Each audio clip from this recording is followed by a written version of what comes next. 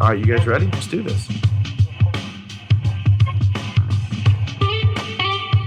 You're listening to the best, to the best, to the best. Fully loaded. It was so good. Luck. I don't think I've ever been chuffed. And what the mouth word said was, you talk too much. Scotty Potty Hay. Someone slapped me. That is not that crazy. That's hard. Losers. This is like proof of the supernatural. This is not the first goal scored by a hand this month. What? You made your own luck. You win by winning. When he plays, he scores. You're a pouty baby that doesn't deserve to be a baby. He's just a weirdo. Si, senor, I would like the Pollo Ranchero, por favor. I'm just gonna pour myself another bourbon and just let this thing roll. All right, welcome to the latest edition of the FPL America podcast. This is David Smith. Travis Hoig. Brian Shesko. Travis, we are back for round 2. Video was successful last week. Look, it wasn't perfect, but it was successful. We made some tweaks, and we're back at it. And this is going to be a thing, and you're going to be able to listen to us in all the regular podcast areas, whether it's Spotify, Apple Podcast, whatever you want to go to, SoundCloud. We will be there, but we will also be in the world of YouTube, and we are super pumped about that. FPL America, find us on YouTube, and you will find our videos, and it's a lot easier to get them out quicker. Travis, right? Correct? I mean, I feel like that happened last week. Now, Yeah, we published like 10 minutes after we were done because I didn't edit anything. So which is great. as long as Brian keeps his potty mouth to himself, right, I don't have to edit anything. And honestly, I might not even edit it. Better anyways. watch out tonight. There's who Oh, knows boy. what you're gonna get. Here we go. It's a rain So, of profanity. Travis, we did not get last week, and this is okay because life happens. If anyone knows this, for producing the podcast over the last 6-7 years, however long it's been, Travis has carried a little bit of the weight recently, and I'm very thankful for that. But bottom line is, he had real life happen this week, That's right. and he had to do what I technically do for a living. He had to do it at his house. And you didn't help at all. I'm a little offended. I Hey, didn't even get a call. I ask did call questions. you. You didn't answer. Oh. It was lunchtime, though. You were probably getting your blackened I can't chicken remember what I nuggets was at Doing. Popeyes.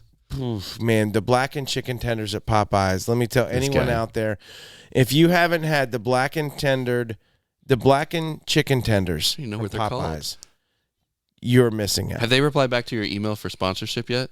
I don't think I've actually sent it yet, All right, so well. that could be a small problem. All that being said, Travis, I've you had Still to. time. I've said a lot of. Have you had it yet, Brian? Of You're course, the. I had the blackened chicken sandwich. I've had the sandwich. I have Okay. not had the tenders, but Okay. it doesn't matter. It's the same chicken. It is. I've said that if we're sponsored by all kinds of different things over the For sure. years, I'll know we've arrived. Right. This is when I actually mean it. If we get a Popeye sponsorship, that's it. What if it's like a sure. local, That's the like- local store And gives us look, like it will be- gives us like a tray of For blackened the first thing I'll chicken. ask for is a Cajun turkey for Thanksgiving. That's the first thing. It'll be like a Do cartoon. they make those? Yeah. You can order a Cajun turkey. Yes, you can order from Popeyes? order a Cajun seasoned turkey, Are whole you aware of turkey this? I never heard of this. for Thanksgiving from Popeyes. Yes, you can do that. Holy crap! I'm today years old learning this. If the sponsorship happens, it'll be like a cartoon. You'll see me keel over backwards, and you'll see like a cartoon spirit come up out of my body with a harp and start right. floating up through the ceiling. Well, we don't want you to Unbelievable. die, but that would be kind of fun. Unbelievable. Anyways, Travis grinded through some real life water softener issues at the house installing. He was the. Doesn't my beard look so nice and shiny now? Yes, it looks like you have absolutely have softer water as it looks flawless. Your beard I can't tell. today. All right. All that being said, what a weekend of FPL action and Premier League action that we had, and we are going to dive straight into it. Brian, where should we start? We should start in game week. What game week was it? Game week 10, I think. We should. We're talk through about 10 game weeks. Yeah, let's talk wild. about game week 10. Look, to me, Okay. I think this week. I mean, of course, there's some people who were better than others this week, but the number of forwards that did something good this week to me is It was a lot. Okay. So if Was you it want, surprising? so if you want to talk about, I don't that's think the it. thinnest group of scoring. Yeah, I don't think it's players right surprising. now, right? I think honestly, I feel like the biggest question that everybody has had for the last however many weeks is Haaland or no Haaland. We've talked about it every single week. So why don't we start with Manchester City so we can talk about Erling Haaland, because I feel like this is in your wheelhouse for your score in particular this week, Dave. Fair enough. All right, here we go. Let's get started. I was up in the air, and I'm like, well, we could start with the Friday matchup. By the way, Anything we can do to avoid Tottenham. our would be a good apologies. Our apologies for not mentioning more. I think Brian might have briefly mentioned it, not so much so that I would have remembered. I had thankfully by the weird idea of possibly making sure my lineup was set, I totally forgot there was a Friday matchup. Thankfully Thursday I had just double checked things to make sure. Wait, you didn't check the FPL America Twitter because they thoughtfully America thoughtfully put out a tweet. to All right, so set your lineups for look, the Friday matchup and make sure you press save. My life this past weekend was consumed with a chili cook-off that my wife was involved with, okay? It involved, Travis, by the way, you would be impressed with this piece of machinery. I can confirm 100% we did mention the Friday kickoff. I am absolutely certain. You remember it is in your notes. Because I said that Mo Salah would probably be 50% selected by the Friday kickoff. Oh, all right. So it was very good. An offhand comment, if you will. Right. Yeah, it was a deflection into the goal. Anyways. It absolutely was not. It was a deflection. It was a shass of that. a piece of advice. It was a shass not. of a piece. Yeah. Well said. A shass of piece. That was perfect. Machinery. Bottom chili line cook-off. is chili cook-off. I borrowed a huge, massive cooker that my crock wife pot? and her sister had to produce 10 gallons of chili for this chili cook-off, right? And by the way, Who measures chili in gallons? by the way, it was all gone. They ran out. How many Everyone, people were at this thing? a lot. It was heavy. There was 20 plus teams. It was heavily $1,000 to the winner. That's $1,000 for the judge's winner, $1,000 for the people's choice, and then $500 for the best display. Did she win?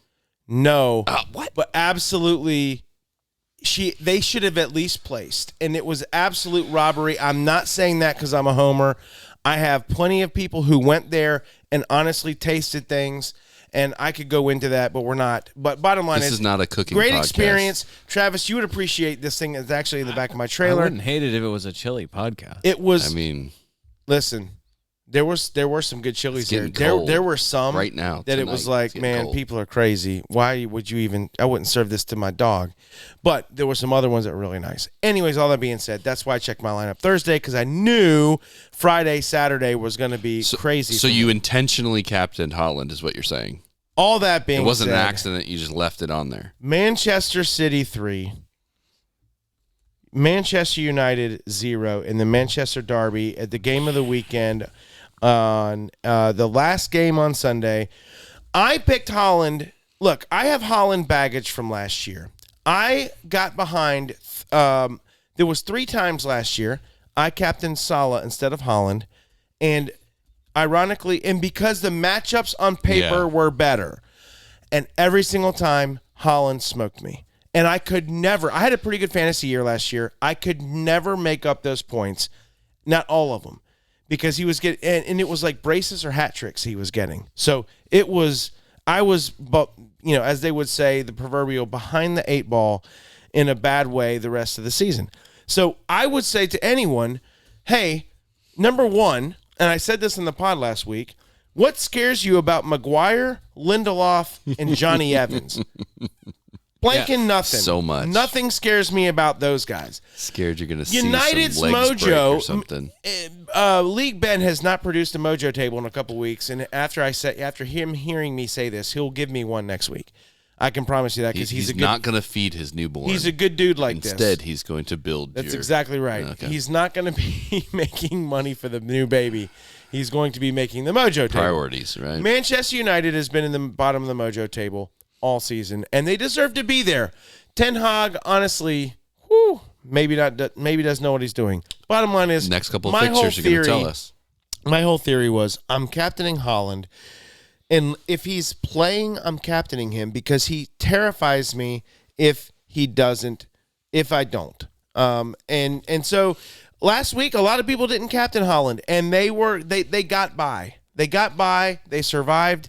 This week people captained Ollie Watkins. People captained Son. People captained Salah. And if you captain Salah, it didn't kill you too much. But Holland got 2 goals and an assist and all 3 bonus points. Right. And so if you captain him this week, then you had a pretty good week. Like that covered up so many other holes. Yeah. I thought that the average was as high because I thought my score was good. And then I looked and I'm like, oh, the average was higher than my score. I just assumed it was because of so many people who just have the perma captain Holland. Right. But I mean, because I just feel like that was the floor of that is really. I mean, he was the really most high. captained Yeah. player, but that's just been the case all season, though, right?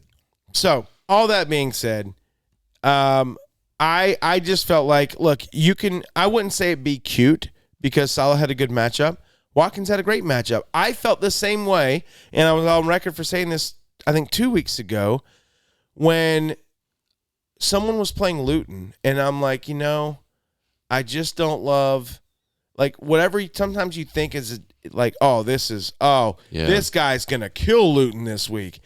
It never works out like that. And this is now the second time people have captained people against Luton, and it did not work out for them. Now, look, how often? I mean, just the we can talk about Ollie Watkins in a second, but just it was the wrong Villa person to captain. Yeah. You captained Son, you weren't. I mean, you're happy. You're fine. You're fine. Fine. Right? Son and or Salah, fine. Not killed too bad.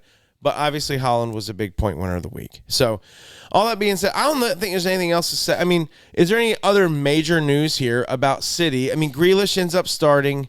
And no, I was going to say with Holland, I mean, do you think that this 16-pointer for him factored into everyone who sold him's thinking of selling him during this tough run of fixtures? Don't even get me started. Well, no, I'm just saying. The people selling him. I mean, there's a million ways to play FPL. We have covered this from the beginning of this podcast. If there wasn't, we wouldn't have a job here. For sure. I don't understand people who are like, I can go without him. Then I just don't get that person. So there's nothing wrong with it. I just don't get you. The best way to make up for not having him is to have the players who do really well in other positions. So I mean, you can get but you around it. gotta be perfect. Right. You don't have to be perfect, but you got to be daggone close. Yeah. Not like you're counting his stats, but he was back to kind of old Holland. He was tied for the most shots this week, most shots on target. He had 4 big chances to score. So this is not. It's a bit of a, I think it could have been a bigger day, even by his standards. It should have been bigger. I don't know how. I feel like this week, if you got rid of him, I think you were hoping. How many people sold him, Brian? FYI, enough for his price to drop. That's insanity. That is a little weird. At Manchester United, at Old Trafford, is still a red-rated matchup according to the FPL matchup rating system. I would just like to have that out there. So, in fairness, you probably did look at that and see red and think, well, I don't want my guy playing against I just hope people that listen to us red-rated defense don't look at that and think that, because that, at this point, would be embarrassing. No, I'm just saying, like, this week, now it's home Bournemouth. Like, assuming Holland will be back to not just the most captain, but far and away the most captain. Like, it doesn't matter who else anyone's playing. It's Manchester City at home to Bournemouth. Right. For sure. It's just Mr. Holland. You got to love Manchester United fans. I just want to add this in as an aside. In addition to Why are at you least... pointing at me when you're talking about Manchester United fans? You're always talking about Manchester United. Definitely. I think you're confused. For sure. In addition to at least one missile that was apparently tossed toward Erling after his penalty kick. A missile. Yeah. That's what they call it. If you launch something. Oh, for sure. That's exactly what it's called. ESPN.com's Mark Ogden told us that Manchester United fans were singing they were singing either they were chanting Keno or Holland, how's your dad, as he was when he was on the whatever, like the penalty kick or at different points in the match. It was because Holland's father, Alfie, suffered damaged knee ligaments, as is in the article. Oh my gosh. Following a foul by Manchester United captain Roy Keane during a Manchester derby in 2001. They waited 22 years to chant this. The memory of these people. Roy Keane Lord. admitted in his wild. autobiography that he deliberately set out to hurt Alfie Holland All right. as revenge for a part in an ACL injury that he had suffered playing against Holland 4 That years sounds earlier. exactly like Roy Keane. So Manchester United fans were letting Erling have it by going after his dad. He said people were singing Keno to me. I don't know why, but it is what it is. It was a nice celebration and a nice game. Is what Interesting. Erling said. I didn't catch that. That's really interesting. Yeah. So anyway, that was just one of those moments in the game where you just think like, what are you doing? It was like the ultimate poking the bear, and also you're not good. And it was after the penalty. Right. So you did ask the question, how many people transferred Holland out in the game week? 25,553. It's a lot. That's a lot. That's a lot. Only 25,000? I mean, that's a lot. Okay, so we're not going to spend much time on this. Dave, Hold on, already stop. spent a lot of time on this. 25,000 was enough to drop his price? Are you kidding me? In years past, Salah, not nearly the percentage he's still that at he was still owned. at 14 though, right? So Salah- did it go down? Brian, you sure about that? no, I'm sure it was. Okay. I don't That believe you. is lunacy because Salah's ownership in the past probably peaked at like 60% going back a few years ago. Like no one was ever owned as much as Salah. I mean, as Holland. Yeah, he was 14.1 until going into the Arsenal match. He was 14.1 going into that after as of that week. Going into Brighton in 2 weeks ago, he dropped back down to 14. Had been sold by 236,000. So, going into Arsenal, my number sold by an additional 236,000 dropped it. So my number, my 25,000 is just this game week. So Yeah. that obviously wouldn't sold be by relevant. an almost 200,000 Brighton week, and then sold by ahead of this match, sold by the most yet, 351,000 transfers out going into this match against Manchester United. Oh, another 350? Yeah, so he is dropped. Yeah, Okay. so I mean, just off the top of my So that's head, about I'm no, 500. He's still I- owned yeah, by I- I'm no ma- 84% of the people yeah, playing. it's the not game. like he's. That's the thing. He's not dropped. Like he's not dropped by I like just- 50% selection or whatever. That's crazy a little bit because the percentage wise, because of his ownership at 85%, that many people selling him should not have affected his price, but whatever. FPL. Hey, you don't make the rules. Yeah, and honestly, FPL doesn't understand their own rules, which is always fantastic. Moving on, is there anything else from this match? Bruno Fernandes, Rashford, I don't think there's any Manchester United people that you want to own, and there hasn't been for multiple weeks. Phil Foden gets on the score sheet here. Yeah, I was gonna say, You didn't Dave. call him fall down Phil. Fall down Phil. I mean, if you want a super unreliable guy because you don't know when he's going to start, and then you definitely don't know when he's going to produce, if you want fall down Phil, you should definitely go own him. He will never, and mark me, the rest of the season be in my team. You do know he's gonna start. I want to bet where Dave has to put fall down Phil on his team. I know. I want. You should make a it a bet. condition for something. He's started. He started every Start game. thinking about what bets you're looking for that you Dave's- think you can win. Since game week 4, he started every single game. Game week 4 is the only game week. Actually, game week 3. I'm sorry, Sheffield in game week 3 was the only game he did not start and play at least 66 minutes. The matchup was just too good. No, this week, I think this on the sad end, it was Julian. Foden's got 47 points. That's pretty good. He's tied with Anthony Gordon. No, I mean, that's pretty good. He's The like price only difference is 3. massive though. He's 1 point ahead of Matoma. I mean, I'm just whatever. I mean, wait, really? go own Foden. Foden is 1 You're point ahead of changing- Matoma. Yeah. You No. are changing your I'm mocking. tune. No, I'm not. Yeah, I want anyone who wants to go own Phil Foden and just end up in fantasy You'd rather despair own. Hey, because let me ask you this: do you still own Odegaard? yeah. Odegaard at 8.5 has 48 points. Foden at 7.5 has 47 Only points. because I'm trying to be somewhat responsible. I took a -4 last week. I took a -4 the week before.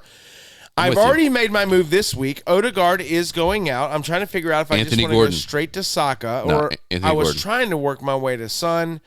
I have the wrong players. I would love to have Son and Saka instead of Madison and Odegaard. Okay. All right, But- let's finish up on City. All right, So thank anything you. else? Reel So us back Julian in. I have- Alvarez, he's still Yeah, worth it, right? Alvarez is a stud. He's 6'8". Still worth it? He's in my team, and he continues. Yeah, did he give you a return this week? No, but look at Yeah. for the last 6 match weeks, he's every other week. So you know what Alvarez is going to do next week against Bournemouth? He's going to have a brace. Well, I was going to say, to me, Good. the talking point is what to do with Alvarez just because he's it's still high selection. I'm sure plenty of people got rid of him like we said last week, so many people move into Ollie Watkins. I think that the casualty there a lot of the time was Holland. But if you had the money, I think the obvious move was to go from Alvarez to, if you're wild carding or whatever, I think you build around Holland and Ollie Watkins as your forwards. But with Alvarez, it's like you said, Dave, this is the 4th time he's blanked this season. That's not. I mean, that's what do you want? Right. I mean, last week we were just saying he had outscored or had scored equivalently with Holland, and it takes one big game for Holland to go right back up. Well, one big game, and he's still only 7 points ahead of him. A few weeks ago, I remember we talked about how the revolving door of points for Manchester City seemed to have gone, like, primarily goes through Holland. Secondary has been Alvarez, but a lot of weeks. And this is a point made by other people who are better analysts than I am, or any of There are none. that it could have been Phil Foden Why are you laughing? easily Support it. on a lot of the games where Alvarez is the one who came away with points. Interesting. So the could be, you're not buying could be. No. You're buying the points. So this is one of the weeks where it was Foden getting the point, and he on a play like It's there. who It's was just not. who was playing on the left after the shot came in? I forget who made the shot, but the rebound was parried straight to Holland, and whoever was playing on the left side that was just watching. I don't know what, just forgot that Defending Holland was or there. on offense? For Manchester United. Yeah, it was just standing there. Well, that's probably half their team Dallo. because they got a bunch of morons. Well, just because Holland was he ran up to it immediately and passed it straight across to Foden, right. who's going straight into the box. What I'm saying is like that could happen any week. This week was one where the stats were fine for Julian Alvarez. I guess the question is with all the other forwards. We can talk about this as we kind of tick through the matches. Are you selling Julian Alvarez? Just thinking now they're playing Bournemouth at home. Unless you find out for whatever reason that Alvarez is out. That's what it would take. Are you selling him at all? If you have Julian Alvarez, I'm not. Bournemouth at home, are you really getting rid of him ahead of that match? Heck no. Okay? Bournemouth's still a bottom 3 defense going to Manchester City, right? All things being equal, no matchup or whatever. Are you selling him if money's no object? Are you selling him still for Ollie Watkins? Alvarez for Watkins Yes. for 1 week or just for I'm for the next 5 weeks, the 4 thing- weeks, the- next the- 4 weeks. Right. The thought is I mean- you're selling him going ahead. I mean, Watkins is looking at Forest and Fulham, Right. which are I like Watkins Fine. going over the next 4 weeks. If you made me choose, I would choose Watkins. Okay. So, but it is a big jump because now at this point, I think they're 1.2. Yeah. For me, it's 8.4 Watkins, 7.2 right. Alvarez. So for me, that's 2 moves. I can't do it. I can't do it this week. Would you sell him for Darwin? Would you sell? they're much closer. Yeah. Right. I mean, I'm not going to be able Sell to do. Alvarez for Darwin? No. Okay. Liverpool I'll let Travis weigh in on that, but I say no. with. I just want him to be. I just want him to be more. At Luton and home Brentford in their next 2. So I guess to me it's not crazy, and I'm seriously considering that move. I do want you to talk about that more because I like talking about Darwin every single time we get on the podcast. you love Darwin. Would you sell him? Would you sell him for any of the others? Like I said, there's a million people who scored this week. If you can get to it, are you selling him for Callum Wilson? We can talk about that in a little bit more because Isak is definitely No. out until after the international break. No, Alvarez greater than Almost Wilson. certainly, I would say. Yeah, I think so. Alvarez greater than Wilson. Are you selling him for hat trick darling Eddie Nketiah? Your guy. This is Alvarez out, well. Nketiah in. Can I answer that when we get to Jesus. Arsenal? Yes, we can talk Okay. about that. Jesus is out for a good while. Understood. I'm not going All to right. say any other goal scorers All right. or other people. I would All not right. like none So, of the other okay. people. Like Evan Alvarez is Ferguson on or the whatever, I'm not doing. on the chopping block potentially. Yes. And we need to evaluate what else is out there. So from a City perspective, Holland is Holland. Your point is you should be afraid to not captain him. Yeah. You sold all the other players. You sold. You do not have Ederson in your team anymore. No. He's been gone for a few weeks. I had made the move. At 1 week, I did a goalkeeper, which I hate doing. So Goalkeeper move. this is like your favorite thing to see him finally get a clean sheet here against Manchester I appreciate United. you bringing up that that wound. Like I feel like you just scraped the scab off of it. I appreciate that. It was almost healed, and you just scraped the scab off of it. Well, Yes. I just wanted to remind you that he did in fact. Of course. they did keep a clean sheet. Of course he did. Scab picker. That was Brian's nickname in middle school. Ederson. If I would have still owned him, Ortega would have started this match. All right. Next match. Unless, Brian, I'm wrong and there's something else to discuss Just go. about Just this go. match. Don't ask him. No, He's you were- got, no, he's you got were- so many things. No, you were right about. I mean, Manchester United. I don't know what is appealing in any way to anyone. Zero. What are you holding? Zero. You're, All right. you're not holding for anything. Aston Villa 3, Luton 1. We've already talked about Watkins. We were, I feel like we weren't necessarily ahead of the curve, but we were definitely mentioned Douglas Luiz plenty last week. Yeah, for sure. As I slurred my words there, Louise, I couldn't get that out of my mouth. I can't even wait Pour to yourself get another. to Cole Palmer. Okay, I can't you even said wait it to great get that there. time. I really focused. All right, Aston Villa 3, Luton 1, and bless my soul. I mean, I cannot. I'm so furious because the stats. That's not what I wanted. I love this. This is fantastic. he never radio. wants the stats. This is great. This is awesome. All I wanted was to see. All right, here we Was go. to remember that John I'm not McGinn, cutting minute this. 17. Douglas Luiz assist. Your boy Travis Diaby scores with Brian's boy Leon Bailey assisting in the 49th minute, and then an own goal from Tom Locklear in the 62nd minute gives Villa their three goals, and of course they score 3 goals, and Watkins gets 0 pieces of that. Ollie's Luton- first blank since game week 4. I know. As He's been as Yeah. reliable as anyone else in Premier League in consistency, which, listen, as a striker, that's hard to do. So kudos to Ollie Watkins.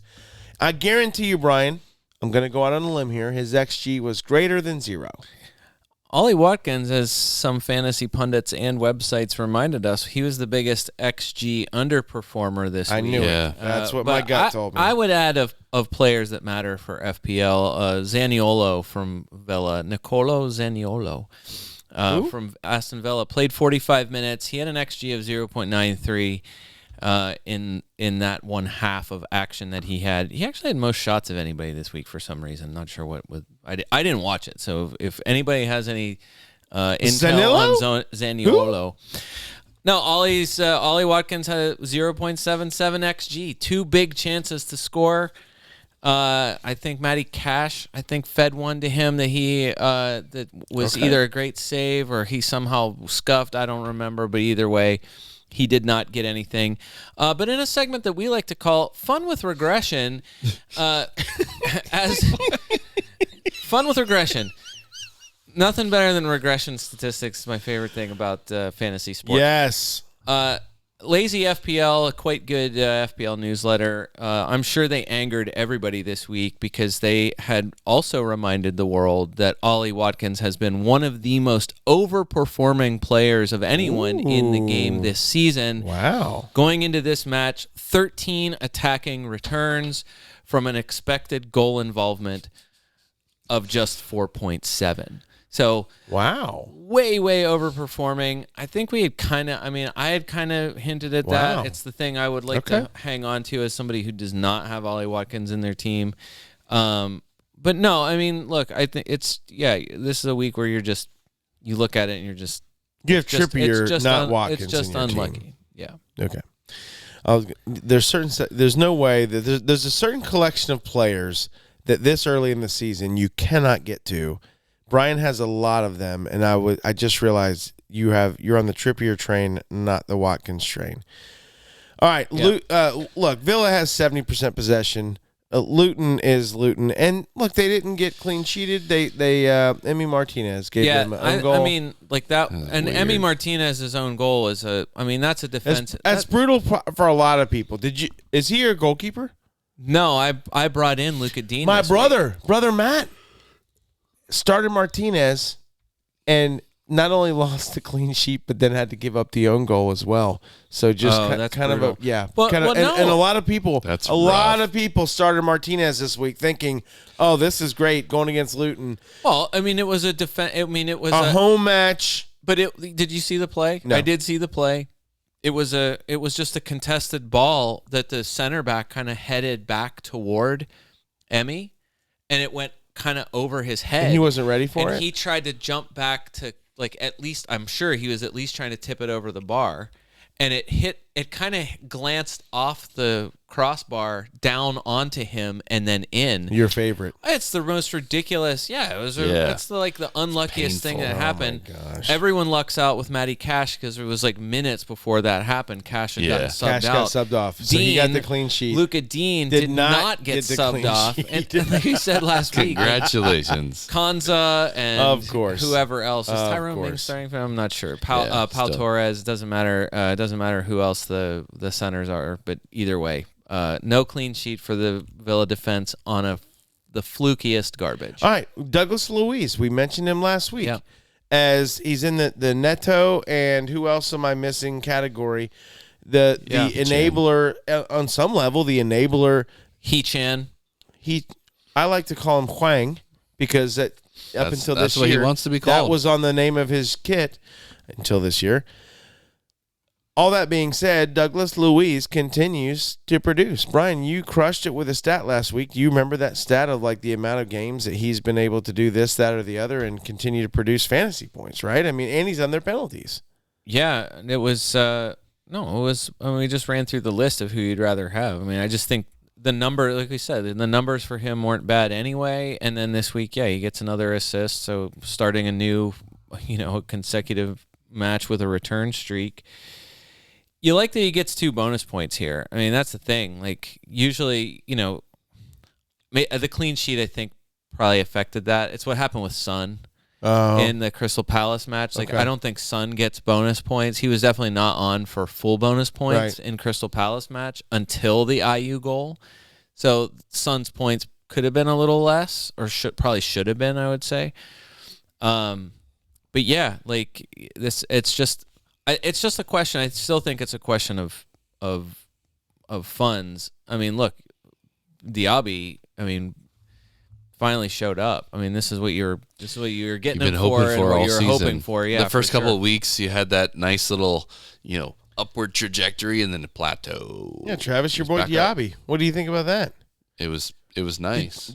Are you playing him? Did you start him? Is he the reason why Travis, and let's just take this moment to mention this, Travis posted a 94 this week, top score in the FPL America Podcast League, and of course that leans itself to top score in our mini league as well. And it'll never happen again. Travis, that's not easy to do. Congratulations.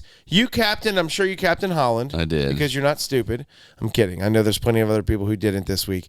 But, so there's jokes there. But you did captain Holland, and then you had a bunch of other people. I would have been close to you if I would have still kept Mbeumo. I had sold Mbeumo after his big week, thinking that he wouldn't have a huge week against Chelsea. Yeah. Boy, was I wrong. Travis, go ahead and just tell me your lineup quickly that scored 94. I think that's worth mentioning. Sure.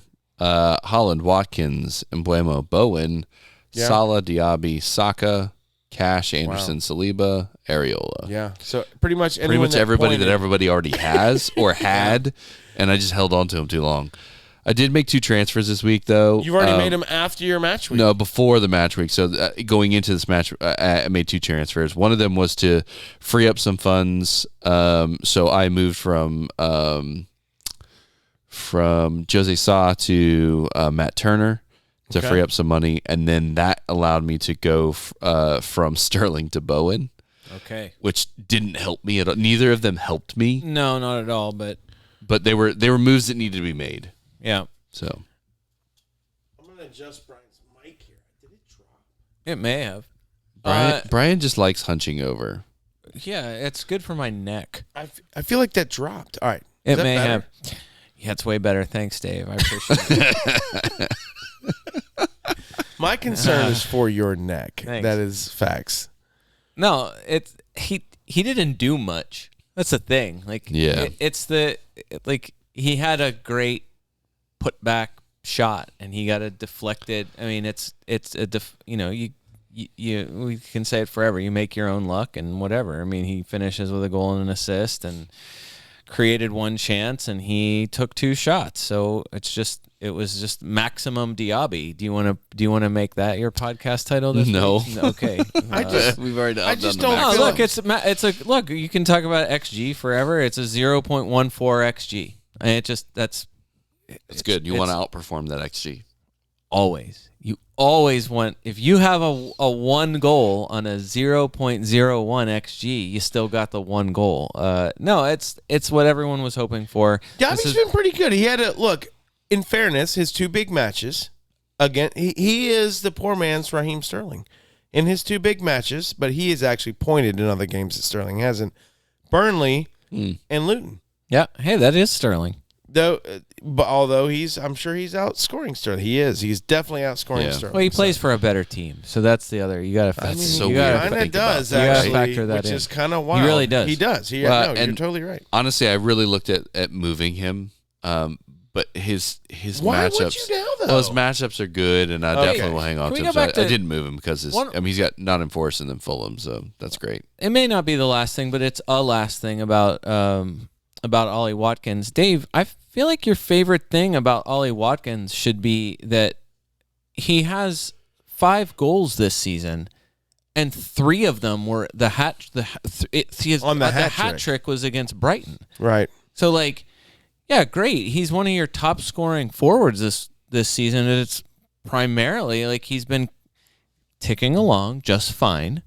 But he gets a hat trick against Brighton, and that's where a 23-point week really buoys your score. You know what I'm saying? There's no doubt. I'm just saying I feel like this is one of those things that if you wanted to be a negative Nancy about Ollie Watkins, you easily could be, because it would be the thing where you're like, well, like 40% of his points came from that 1 game. Not 40. We could do the percentages if I don't only know. there was a way. I don't understand. It actually is percentages. close to a 5th. Okay, that's probably fair. Okay. 20. Yeah, 6th, 5th or 6th, somewhere in there. We're just embarrassing Regardless, ourselves. We don't do math. Regardless, it's fast math there. My point being is, no, Brian, that's fair. But he has been. Look, he's 2nd overall. He's 7 points behind the Ballon d'Or favorite next year, Holland. I mean, Okay. He continues, whether I want to admit it or not, because you're right, that is a huge chunk in 1 game. But he continues to assist in other games. So he continues he makes himself relevant. I think the weirdest stat for him for the season is that he has 4 big chances. I feel like he should have more than that. That is surprising. I would have never, if you could have asked me, Dave, how many big chances does he have? And you could have started with 12, 10, 8, and you could have thrown 4 in there, and I definitely would not have taken 4. Interesting. So that is wicked, wicked surprising. I just think Nottingham Forest, Fulham, Tottenham, Bournemouth is your next sure. 4 for Aston Villa. I just don't think anybody's going to be able to get past that. Yeah, don't. When you look at they are, 3 of the 4 are away. All right, real quick, Whatever. is Douglas Luiz necessary? No, but you like him. You like the enabler price. I already brought him in. You did. Yeah. Good job. I brought him in while the match week was going on. Yeah. Wow. Now I'll be set up to take a -4. I sold my favorite James Ward-Prowse for Douglas Luiz. Dave. after James Ward-Prowse gave He's me, been I think, struggling. my fourth, Brian, it was our rule. It was our main rule. I totally So- get it. I am not. I'm All right. not Douglas Luiz is the third most transferred in this week as of to now upon recording. So there's a lot of other people. One of doing our the same rules thing. is if your FPL guys don't give you a point in 3 weeks, you need to consider moving them on. All right. Liverpool 3, Nottingham Forest 0. Travis, your boys decided that they were going to show up and have a game. They did. And what do I need to know about this? It was a weird one, mostly because, and Klopp described this. There was a lot going on in the night before the match. Luis Diaz was in the hotel with them. This story is when he nuts. found out that his parents had been kidnapped. Diaz was in with Colombia. Klopp? They were in the hotel. He was in the hotel with the team, Oh, jeez. and they were up all night, getting information, getting him out of England and back to Colombia Jeez. to be with his family, which is the whole situation is just strange. I almost wish we would have Briefly mention it. Yeah, I almost wish we would have gotten Brother Matt on here because he's law enforcement. And I'm sure he's dealt with similar situations, but very odd situation. Luckily, his mother has been recovered. His father is still missing as of an hour ago when I last looked at it. Right. They have a lot of resources out there, but the whole point was it was one of those things where they were all consumed with supporting up late. And then they had to play a match the next day, Wow. and Nuts. nobody really cared too much about the match. And Klopp had to find a way to motivate them, and he spoke pretty candidly about that in his post-match. This is something he would want to do. He wanted to play, but he wanted to be with his family. So do what he couldn't do. Go play for him, right? Which was really cool. We saw a tribute from Diogo, Jota. right, who scored a goal, but because Jota Diaz scores- was in the team, and Jota took his place. Ended up scoring a goal, gave tribute, wow. brought out a jersey, Wow. which was nice. Jota So, scores in the 31st minute, Darwin 35th, Salah and 77. Darwin involved in a lot of what was going on. Does Darwin get the start here because Diaz wasn't there, or would it have been Jota? think he was it playing Salah, anyways. Darwin, Diaz? Correct. That was what was slotted. courtesy of Late Riser, FPL favorite That guy's pundit smart. out there. Diogo Jota on Match of the Day said that he played instead of Luis Diaz, Right. implying that Diaz, Nunez, and Salah were due to start. Okay. Which he is saying, and he's been on this for a while, just to say that he's saying I think that's your first choice front three. Until Darwin Gakpo- does something weird, and then Gakpo comes in. Until and Gakpo's healthy. And honestly, Gakpo scored an offside goal. He's there. He's relatively sharp. He came on. He looked good, and I think Klopp prefers him on a from a defensive standpoint. Like he does more work coming backwards than Darwin does. So That's the final point. This is Late Riser's tweet earlier, just to say that they might be first choice, but they're replaceable assets. So the replacements for two of those people are very good. Okay. And form and workload will have a say. Yeah. So the look, deeper they get into all right. Europa too, So let's so to me, like that's why I was asking about Darwin. 80 minutes goal. Not even Darwin could miss that goal this week. I mean, he literally just had his foot there, and Soboslai just kicked it to his foot. 10 points for him. He does get a bonus, which feels like he should have gotten more than one bonus in a goal and an assist game for a forward. That seems low.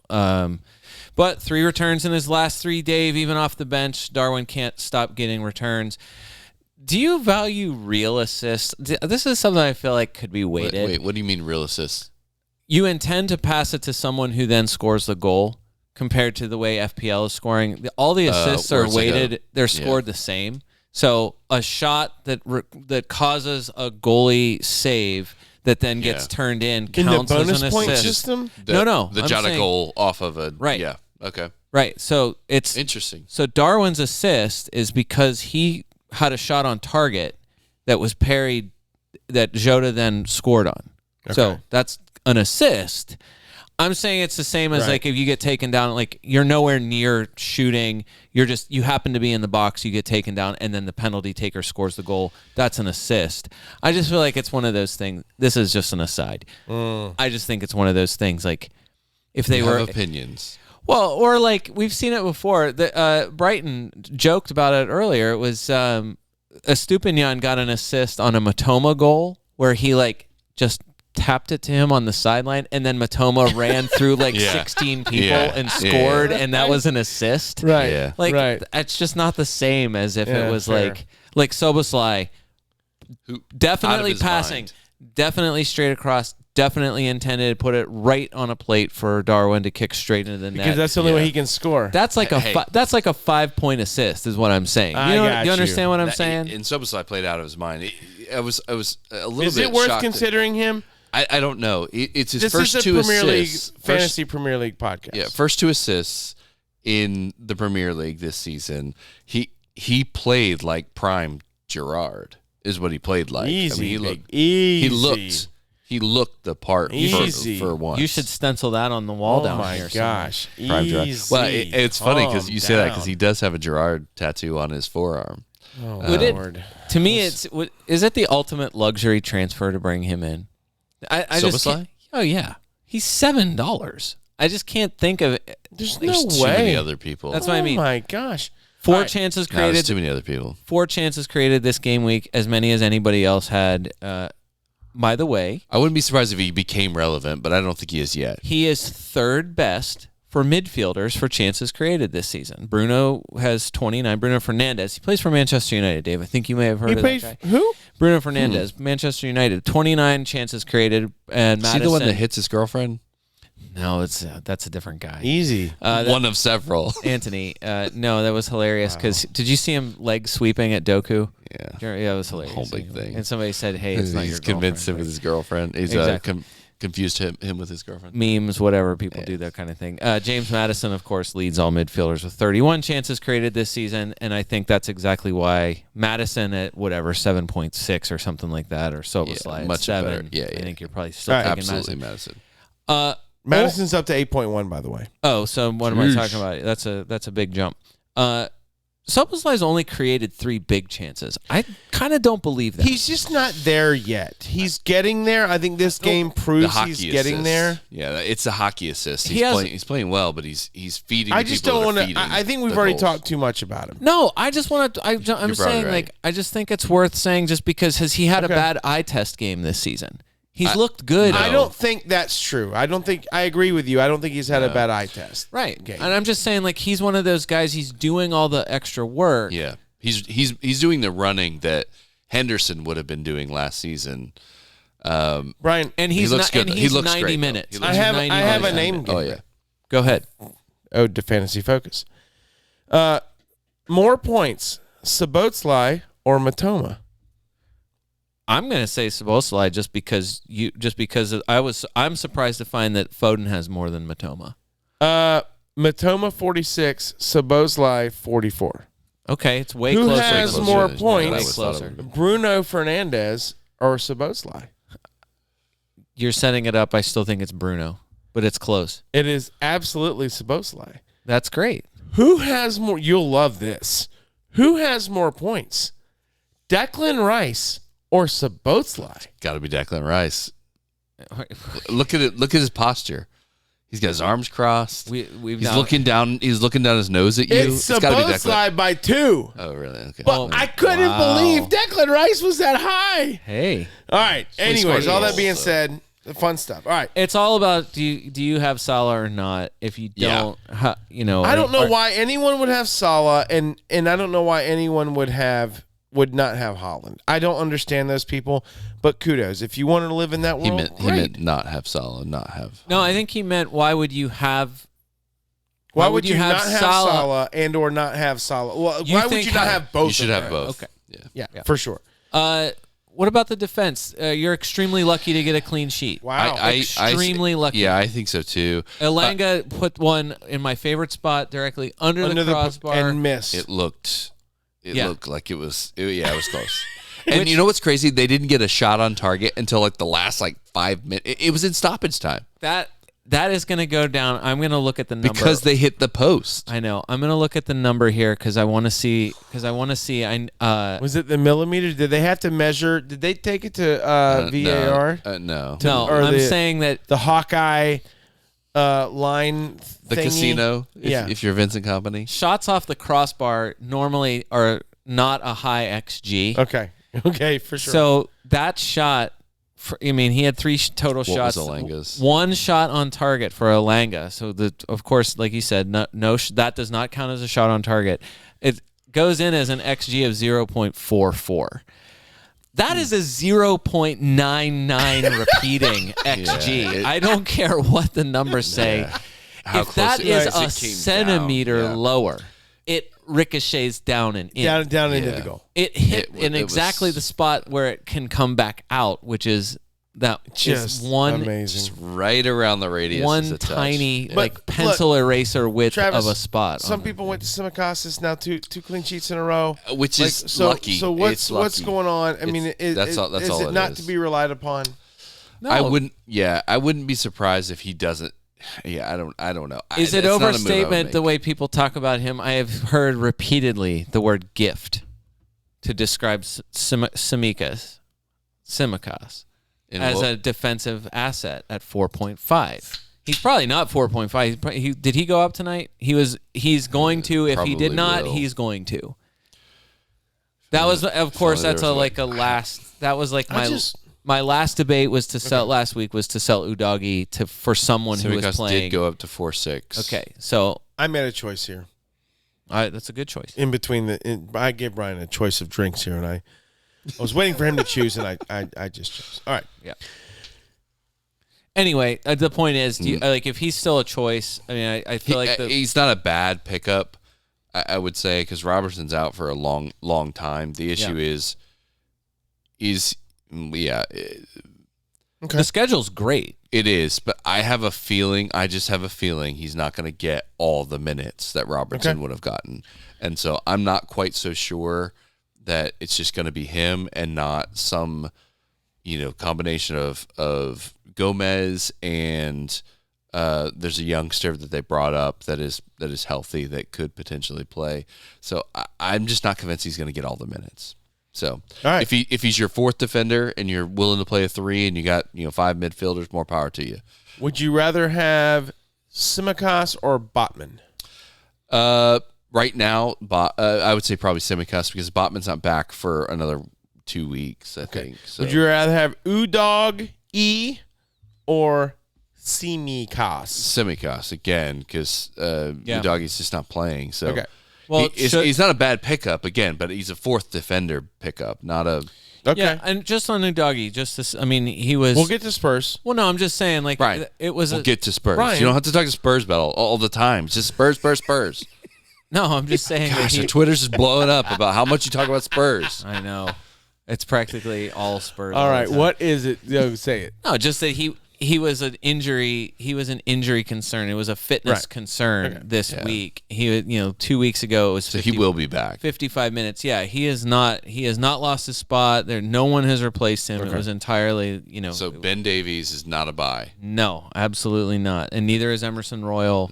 Either way. Spurs fans don't want either of them to play. Point being, yeah, like if you don't have him, you're not going to him right this very second. I mean, his but- price did drop, by the way. Doggy went from 4.9 to 4.8. Just No, FYI. but I totally agree with you. That was my last decision this week. Was Luka Dean, or do I just go with the masses and go with Simicas? And I went with Dean. I went the wrong. I went toward the Villa defense to go with what I was Money where back your in. mouth Look, I was is. back in my own words. That's all. I back was in doing. yourself. Yeah, Very rarely good. do that. All I right.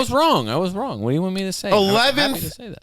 11th in the table, Chelsea 0, Brentford 2. Ethan Pinnock with the 58-minute goal, assisted by Brian Mbeumo, and then Brian Mbeumo in the most ultimate unselfish move. I didn't think he could possibly make the move. Neil Maupay dump off to Brian Mbeumo as he gets the injury assisted actually, but unprotected goal is what it felt like. It felt like a end of the game hockey goal is what it felt like. Brian Mbeumo gets a goal and an assist. Man of the match. Chelsea 0, Brentford 2. Oh, my goodness. Chelsea comes off of a high of honestly playing their best match of the year against Arsenal into this match. And Brentford, man, you just better pack a lunch when you play them. Well, I think they just got outmanaged. Thomas Frank told the boys, hey, we're going to do this, and we will eventually get them on this and this and this, and these will be our chances. And he was right. And Ethan Pinnock, I don't know who's marking people for Chelsea, but no one marked Pinnock. I can promise you that on that set piece. And then they hit him on the break at the end of the match when Chelsea had to push forward. Well, I was gonna say if you held Mbuemo, if you were holding him the whole time, which is Travis, right? It's not because I wanted to. It's because I had hotter fires. I mean, like I said, I don't know how it's the luckiest 13 points anyone has ever had. I mean, it's to be fair. You said it's a 90-minute. Yeah. It's a 90-minute plus game, and if you got the guy that's out there in the plus, like things are gonna happen. Yeah. So it did, but like it was. I knew because I was kind of like there. It's 1-0. Like, of course, Robert Sanchez wants to go up. Every goalkeeper, you dream of glory, whatever. And I was just like, it's gonna pop out. And they're going to run it down, and Mbuemo's going to get a breakaway goal. You could just might as well just said it out loud. And sure enough, it did. And then I'm like, of course he's the one running it down. Of course Sanchez isn't going to red card himself there. Of course, you know what I mean? It just is. At least Mbuemo was more prolific this week than he had been. All right. Yeah. Can I throw some Mbuemo stuff out there real quick? In the first 4 matches of the year, 7-16, 2-8. Okay, first 4 matches. Now we've only played 10. Magic. Then it went on a 2-1, 2-2. He was dead for 4 weeks. So 3 out of 4 weeks, good returns, dead for 4 weeks. And now the last 2 weeks, 14 and a 13. Brian, let's play a name game, Ode to Fantasy Focus. Who has more fantasy points, Bowen or Mbuemo? I think Mbuemo's had bigger games. Mbuemo has more points. Who has more points, Mbuemo or Madison?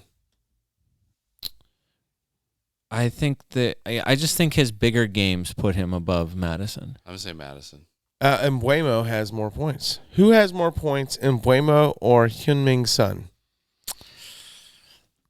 I think I looked at this, so I know the answer to this one. I'm going to say Son because I'm a sucker. Son is correct. And last one, who has more fantasy points, Mbuemo or Saka? I think Saka, but barely. Travis is off mic. He says that's a hard one. Brian says Saka. Travis, you want to give me a Saka or Mbuemo? Wait for you to come around here. Got to keep the liquids flowing. That's right. I'm going with Saka. Okay. Mbuemo has outscored Saka on the season. So the midfielder scoring currently, Salah, Son, Mbuemo. That's the midfielder scoring. Yeah. Salah, Son, Mbuemo. I sold him, and I feel like I have regret this week as Mbuemo's fixtures upcoming are. Honestly, you look at him and you're fine. You think they're not great, but he seems to show up better when he has tougher matchups. So he's home West Ham, at Liverpool, home Arsenal. In those in quotes tougher matchups, I think he actually might be more threatful. I was going to say temper expectations or not, and just hope that he gets another 99th minute breakaway goal again. Why not? I mean, why not expect that? They got a tough couple of weeks coming up, but Brentford tends to play. Brentford had been playing down. I mean, that's what we said. Expansive football. We talked about it weeks ago. When they hit that dip there, and he wasn't doing anything. I mean, everything dropped. That's why I was saying, this week he takes 4 shots, 2 on target. He hadn't really. That was the thing that was kind of missing when he wasn't getting the returns. And now he's got back-to-back weeks here again. All right. Looks way better. Look, it's what we said before. You create one chance, you get 1 assist. I don't know what to tell you. That just is something that happens. So, but he is the one. Just something that happens. He's that's not. I guess that's what I'm saying. Going into the 99th minute, he has an assist. All right.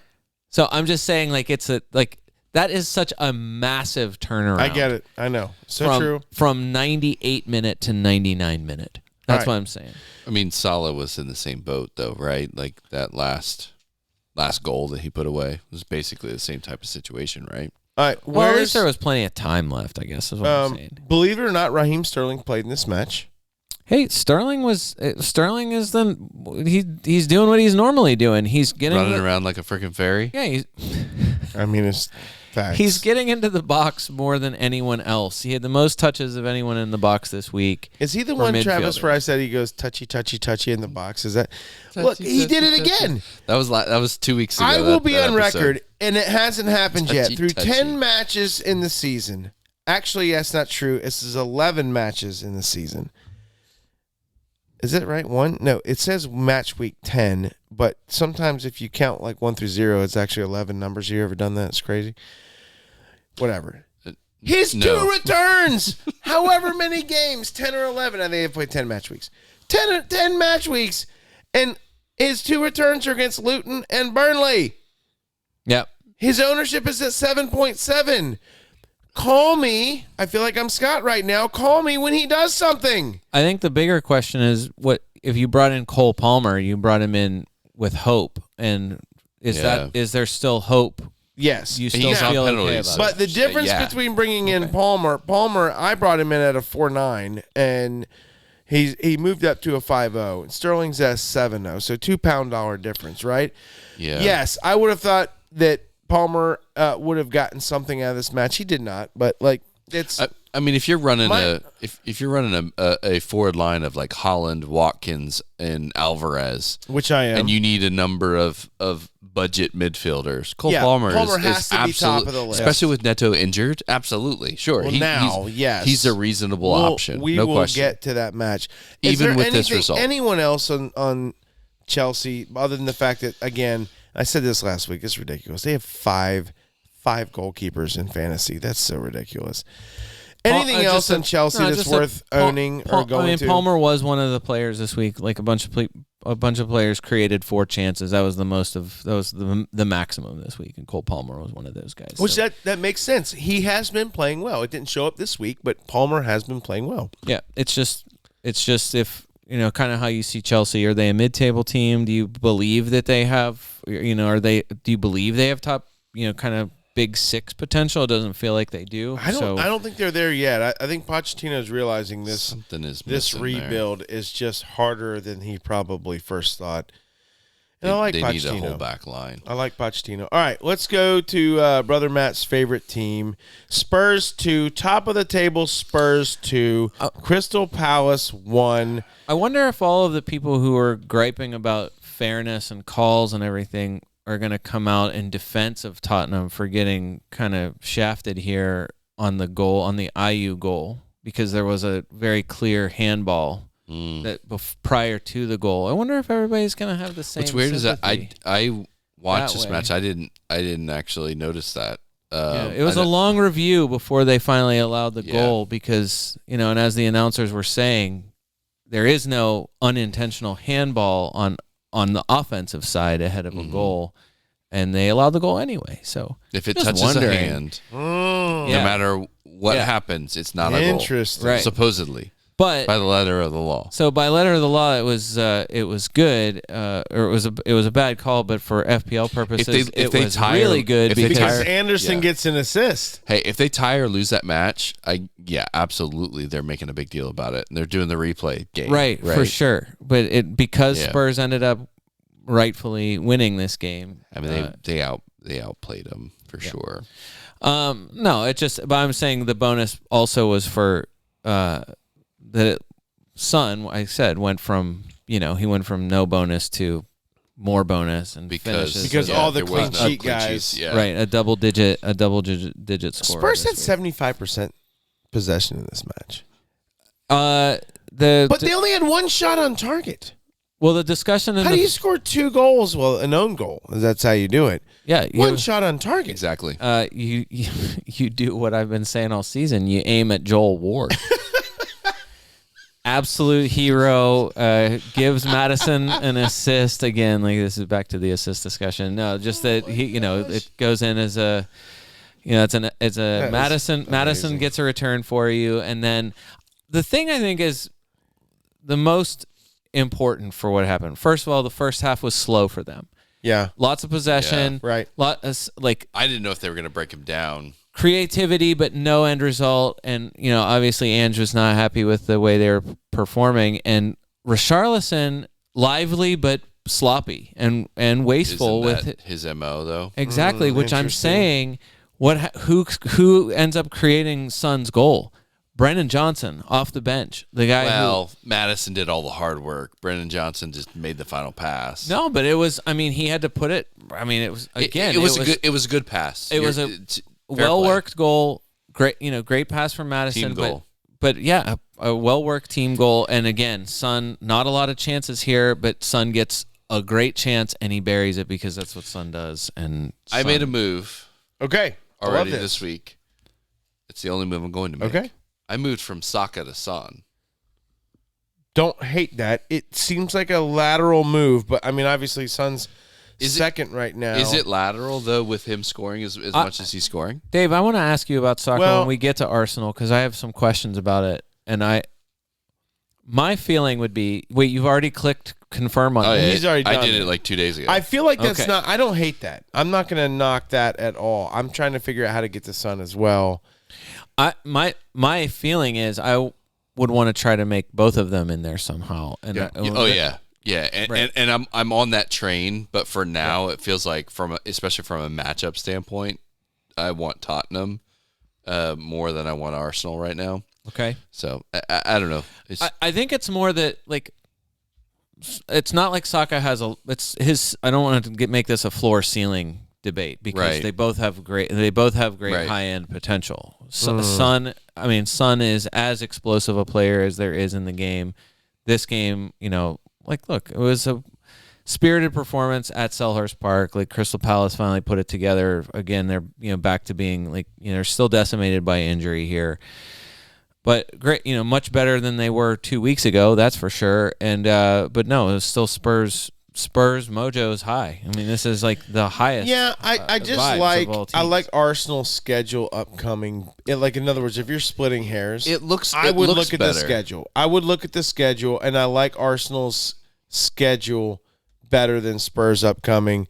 Spurs are home Chelsea, at Wolves. Now that's a netto less Wolves at this point, right? So that matchup looks a little less daunting.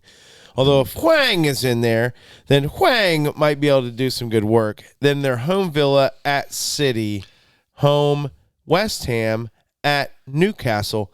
Not exactly the easiest run of games. No, but they don't need easy opponents. The reason why Spurs are where they are on the table is because their schedule has been fairly soft. It has been pretty good. Yeah. And so now, all of a sudden, they're going to have a little bit of meat. They also have hardly had any injuries. If Son gets hurt, what do they do? If Madison gets hurt, what do they do? They have zero. And I'm speaking that, yes, I'm an Arsenal fan. Jesus goes down. We have to go to Nketiah, and he's been producing. Sure. If Partey goes down, then we bring in Jorginho or some. If Odegaard goes down, then yes, that means someone else will come into that spot. Spurs have no one to come into that spot. Madison and Son are doing things I don't think they can reproduce on their squad. And it's the same thing with City. If City loses to Bruyne and they're still fine. That's how good they are. But they're diminished. That's what everybody's talking about. Well, they're definitely diminished. City's not clicking on all cylinders. No, but the XG, we've talked about that forever, and it's like don't you XG me? Just saying, Everton had until this past week. Everton's XG was higher than Manchester City's. So that has been which is mind blowing. Right, that's been an FPL talking. You don't think that Tottenham's where they are in the table because they've scored the third most goals of them? No. Listen. Up to this point in the season, you don't think it's just because they've been genuinely really good? They're unbeaten. I didn't say anything to the contrary of that.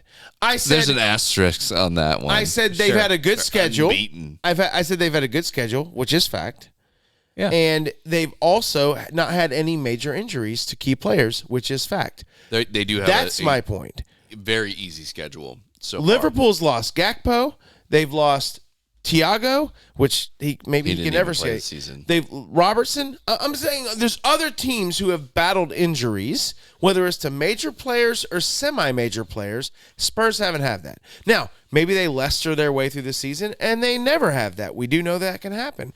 So I'm just saying they've had a great schedule so far, not a cake schedule, but fairly good, and they've had no major injuries. So good for them. They're top of the table. They've absolutely earned it. They've scored goals. Their defense has been pretty good. They've played Ange ball, and it's fun. It's fun Spurs right now. Yep. We'll see in 5 weeks if it's still fun Spurs. That's for whatever reason. That's my gut. Come talk to me after the Newcastle match, December 10th. And That's fair. Is it still fun Spurs? That's fair. I would love to see where Spurs is at the end of the calendar year. Obviously, the end of season 2, but the end of the calendar year specifically, where they are at the Christmas holiday turn, is going to be very, very, very interesting to me. I don't think they'll be top. I would tend to agree. I think City's going to come back. I don't think they're going to come back far. I just think they're not going to be top. I mean, yeah, I think that's. But they've earned their spot where they are right now. Absolutely earned it. Yeah, they paid the refs Absolutely earned exactly it. what they needed to be paid. Oh my goodness. Yeah, that's Well, for sure. I'm not going there, but yes, a kidding. Liverpool fan would say that. Daniel Levy famously willing to empty his pockets out for all kinds Whatever of things, it takes. especially He'll pay whatever it especially takes. paying the refs. Oh my gosh, were we on was that the Chelsea? Was that the Chelsea? No, that was Spurs Palace. All right. Anything else? Buttoning up Spurs Palace here. We're over an hour. We covered like we're- 5 matches. We're fine. We're fine because the last 4 don't even matter. We're fine. Anything else with Spurs, Brian? Like, No, is don't Pe- give is- him a is- chance- don't is give him the Pedro opportunity. Porro- Yeah, yes, just so you're 100%. Yes. Yeah, just that you're disappointed that they give up a goal at the end. If you're one of the many people in the last few weeks that have brought in Porro or Romero or Van de Ven Right. or Vicario, yeah, you do not want that Spurs goal defenders to go have in been again. good. I feel like Spurs. It seems like in my mind, Spurs have had as many or more clean sheets than anyone else this season. If only there was a way. It feels like their defenders have always been pretty good. No, they're still good. You still like them as choices. If you brought them in and you're all of a sudden like you're going to say, oh, well, the next 5 matches are really tough. I mean, you're still like, yeah. I mean, Vicario's, unless I'm looking wrong for the season, Vicario's your number one scoring goalkeeper. It feels right. Yeah. It feels right. So I would have probably bet that or came close to it. yeah, this week, yeah, you still at least you got a 3 from him. What's Vicario's price? Is he 4.5? 5-2. No, he's 5.2. Okay. He had gone up, but like Wow. Romero's 4th for defender scoring, and that's after this week. Van de Ven is and Porro. That's like your top 10. Like 3 of the top 10 defenders scoring is Spurs Spurs guys. defenders. So not bad choices. And yeah, to your point for Crystal Palace, like Anderson gets you a 3 this week because an assist and a yellow card. That's what it gets you in the end is 3 points. 4 out of 10 match weeks, Vicario has given you a clean sheet. He started so shaky, but he came right on back. He looks good. So definitely worth looking at. Spurs have been pretty good, obviously, all season as they are top of the table. Credit to them. Mm-hmm. All right. Wolves 2, Newcastle 2. That match, hold on one second. I should have had that queued up better in my Hwang. face. Killing me. It's killing me. Lamina Hwang, and Wilson. Lamina, and who Wilson. else? Wilson scores 2. Callum Wilson. So Brian, you mentioned Callum Wilson earlier in the pod. Callum Wilson takes a penalty for Newcastle, 45th minute, right there in injury time. Lamina started. That's not true. Callum Wilson started the match, 22-minute goal. Lamina 36, and then Hwang ties it up. And honestly, one of the best goals. If you haven't seen the Hwang cutback, he one touches a pass. Let me Google that. Cuts back, and then as Dan Byrne goes sliding past him at 20 miles per hour on his keister, that means his butt. And Dan Byrne's a huge man, as he is 6'7". He literally is trying to block it and goes sliding by Hee-Chan Hwang, honestly, the best cutback. It's so fluid on a one-touch I've ever seen, and then slots it in past Pope to have the match. Hwang This cutback is not did not golf, Google and this well. is not the Ryder Cup. They technically did have the match. That in golfing terms, that's a tie. We're not in Branson. But we're not in Branson. We're not at Big Cedar. We're not at the Liberty Classic. All right. All that being said, the match ends 2-2 with Hwang scoring once, Lamina scoring once, and Brian, your boy, Wilson, scoring twice. Isak, Brian, out for a decent amount of time, right? And this goes back to you started the pod with like, hey, there are forward options doing things everywhere. You have to have been talking about Callum Wilson, Look, correct? we said last week. And he Chan technically. No, last week we said if you knew who was starting for Newcastle because of what their offensive potential is this season, you want the starting forward for Newcastle. The question has been if the central forward, though, right? Is it Wilson? Is it Isak? Do you know that they're starting? Whoever it is, they're a good pick. The problem is Isak is now. This is the. I think this is the second full match that he's missed. He's been managed in 2 other matches for less than for 20 minutes or whatever. And, Callum's already had 1 hamstring injury this season. So, again, I don't know how else to say it. If you know who the starting forward is for Newcastle, if you can buy him, buy him. And right now, it's that I think the only issue with Callum Wilson is that he's expensive compared to all of the other forwards that scored this week. Are you, honest to goodness, are you buying Eddie Nketiah knowing that Jesus is out until after the international break, or are you buying Callum Wilson because you know that, or with Isak out until probably the end of the international break? I don't know how you don't pick Nketiah. The only difference is they play each other this week. That's the problem. So it's they're both extremely good. They've been extremely good defensively this season. This result notwithstanding. I'd be encouraged if I was an Arsenal person looking at Wolves dropping 2 on them. But what I'm saying is, we know for sure Isak went this week. Eddie Howe said groin injury, which we don't think is serious. Great article by Nick Miller in The Athletic out there today, which is yesterday or whatever when you're listening to this, October 30th. He asked the question. It was multiple questions for teams, whatever. He asked if Alexander Isak is the best, least important player in the Premier League. The argument being, that's so good. Isak he has not started 4 times this season. You okay? You ready for this? Wow. 4 matches that Isak did not start. Newcastle won against Brentford 1-0. Who scored that goal? Wilson. Callum Wilson. 8-0 thrashing of Sheffield United. Guess who scored in that game? Wilson. Callum Wilson had 1 of them. Okay. I think he came on late, whatever. Crystal Palace, 4-0. They won that game. Wilson. Callum again. Wilson scored in that game. Okay. And then this week, who scored the goals this week? Wilson. Both of them. So that's the thing. It's just whoever. That's starts. why he's asking is if Isak, he's saying basically Newcastle have a replacement player for almost every position, which is why they're going to be competitive all season long. And it's this exact dynamic. Yeah. If Isak's out there, Isak is very good. And we said that at the beginning. Newcastle coverage has said that at the beginning of the season. Right. Isak is the better actual player. But if he's not out there, Wilson's still extremely good as every week that he has shown. His numbers have been unbelievable. The most important thing he said is Isak is probably going to be out until the next international break. So I just don't know what Newcastle's supposed to do. They play Manchester United in the EFL Cup this week or Wednesday, Arsenal Saturday. They're in the Champions League second leg against Dortmund next Tuesday, and then the following Saturday it's at Bournemouth. Run. Right. So I don't know. I'm not sure what to expect from them other than they need their players to get healthy because Callum Wilson cannot. Even this match. He can't play that many matches back to back to back. He will get injured. Who has more fantasy points, Wilson or Isak?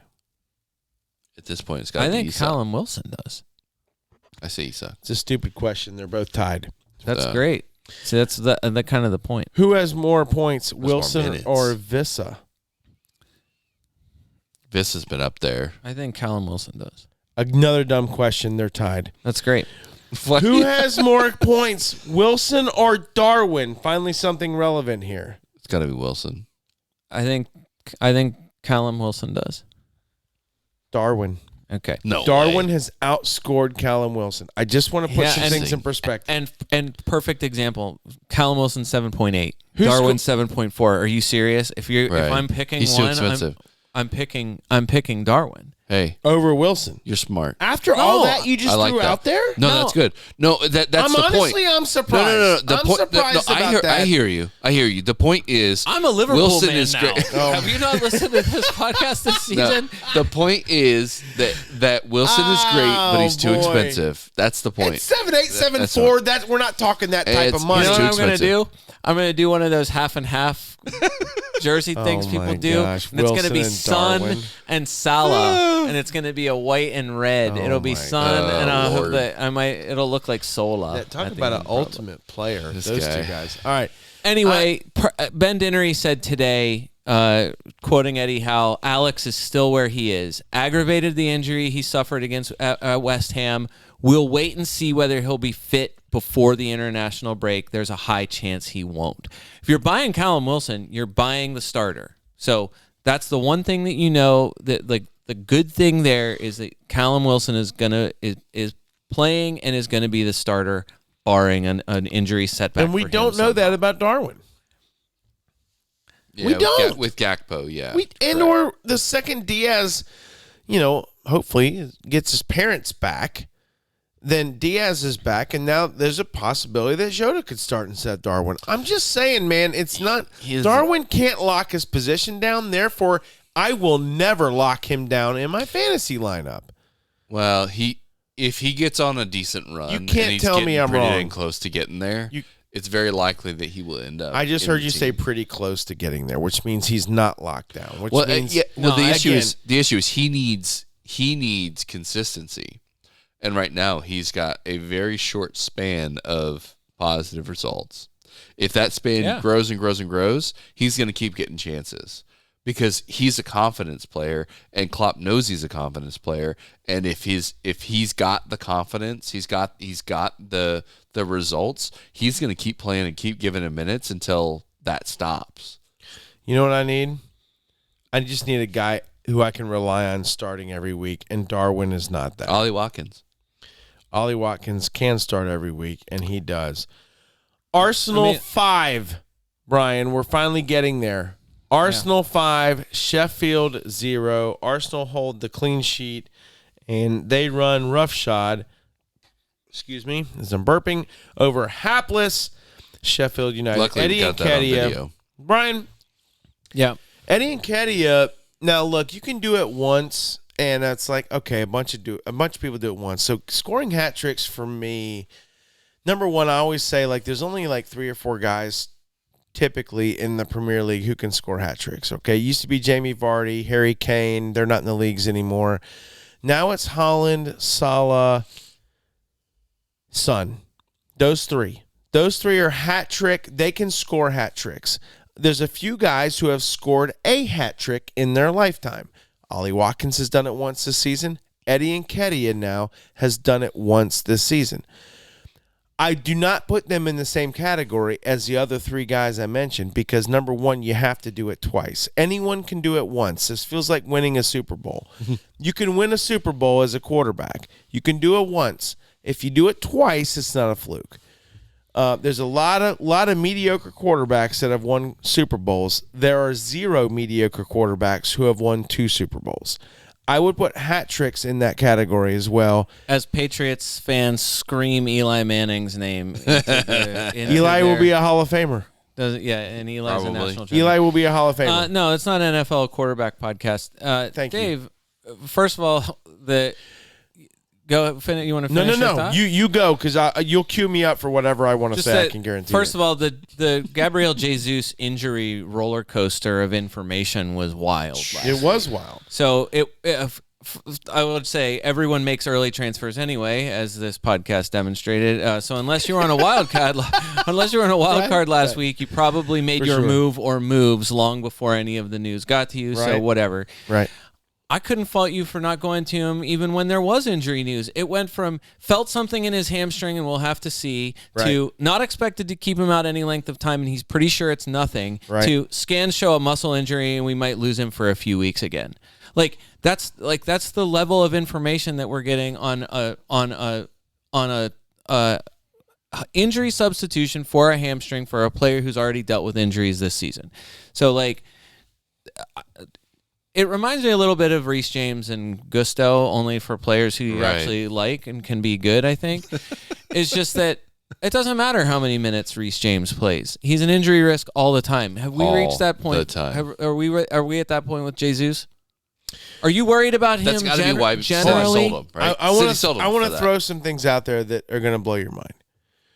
So, Gabriel Jesus at this point in this season. Hold on to my head. Hold on to your head. It's going to blow my mind. Jacob Brown for Luton has played in most of the games, has started about half of the games for Luton. Jacob Brown for Luton has 17 fantasy points on the season. Okay. Gabriel Jesus. I'm with you so far. Gabriel Jesus. Because you changed the subject. Has 18. Okay. I think I see where you're Do going. you see where I'm going with this? Eddie Nketiah. You want Jesus sold to Luton. Eddie Nketiah has 3 strikers that have scored more fantasy points than him. Hat trick Eddie. Is that what you're calling him now? Alvarez, Watkins, Holland are the 3 names that have scored more fantasy points than Eddie Nketiah this season. Now, at this point, he's finally going to get some run. And here's the difference. He's had a lot of criticism, and he came in at the end of last season when Jesus got hurt, and he subbed in very admirably. And he showed up in some games when they really needed him. Now, this season, and especially this past weekend, what he showed me was this. He scored 3 totally different goals. And if you didn't see his first goal and his last goal in the hat trick, it is worth looking at the highlights. His last goal was a one-touch rocket, he received a pass and placed it perfectly out in front of him and then launched it into the top net of the goal at extreme distance. And Travis, it was something that I kind of didn't realize was in, as they say, across the pond, in his locker. He absolutely destroyed a ball that looked like someone who, I don't know, looked like a striker. Capable? No, I feel confident. I feel like it's a Lampard, it's a Gerrard, it's a on top of the box, someone just lashing like Xhaka would get a once a year, maybe twice a year Soboslai lash. Goal. They came out that rocket. I was gonna say, who's more Gerrard like this week, Soboslai or Eddie Nketiah? This is, I feel like it's Gerrard didn't have that many. He didn't have that Gerrard many, never had a that hat many trick. hat tricks. It was not in his locker. But he did have a lot of rockets outside we've gone the there box. twice. Brian, your point's valid because granted he explodes here obviously for 17 fantasy points. Can I give you some more stuff? Give me some stuff. 3 shots. Because you didn't actually blow our minds. 3 shots I on. didn't. You just talked about some guy from Luton. If I would have said who had more points, Jesus or Nketiah on the season, I think people would just by fact without diving into it because no one's paid attention. Jesus hasn't played that many games. Brian, what were you going to say? 3 shots on target, 3 goals. I knew it. Just I knew that was coming. Just like you draw it up in practice. I just want to give you as a reminder. Which is facts. You draw it up. Last season, Eddie Nketiah scored 4 goals all season on an XG of 7.84 from 14 shots on target with 15 big chances. So Eddie Nketiah was very famously one of the worst wasteful players of the season last season. So this season, and we've had a couple of discussions this season already. Do you have his numbers on big chances this season? Because I would guess keep talking. It's better. He currently has 5 goals and 2 assists on the season, and with inconsistent starts and limited minutes. And I think I say limited minutes. He's got plenty of minutes. He's had at least he started half the games. So out of the 10 matches, he started 5, and he's subbed on in all the other ones. So he's played in every single match this season. So he's been a contributor, and I'm sure, yes, he had a big match this past week, but he's, again, and I said it earlier, he has 3 people in front of him in fantasy points on the season, and that is Watkins, Alvarez, and Holland. So he's doing well. I would have never guessed, without looking at the stats, that he was that high up and that or he had been able to produce that much this season in 10 matches. It's not, and I'm not saying it as like he's not, he's not a pick. I think the situation. Well, he's made himself now worth talking about. I'm saying, I think the situation demands it though, because too. of just Jesus being out, right. That's and exactly so, right. he's played 10 games, and that's the thing. You're right. I mean, 47 points for the season and on 685 minutes compared. It's basically 200 less minutes than the top scorers have played.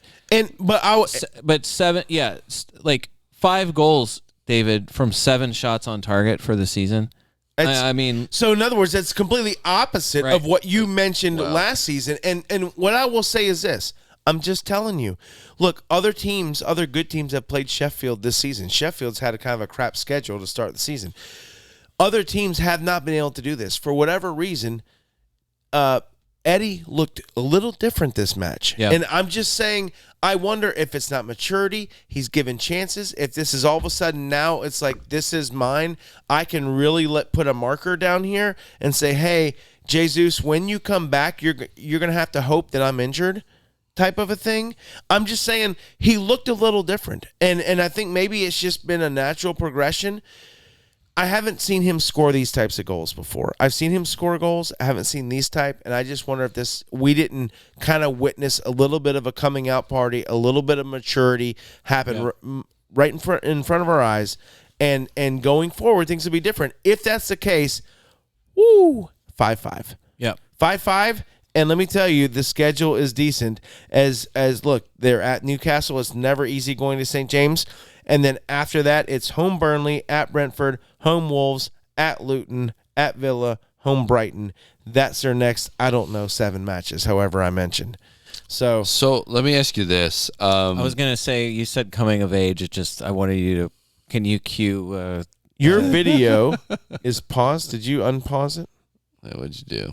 There was things. I hit Someone's the thing. calling you. Is someone calling you? Of course. Yeah, my brother is, because it's the most.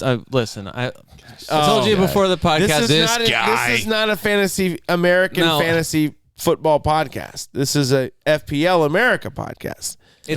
Look. Are you coming back or what? And No, he is I'm not coming back. cranking on that phone like just doing? no other.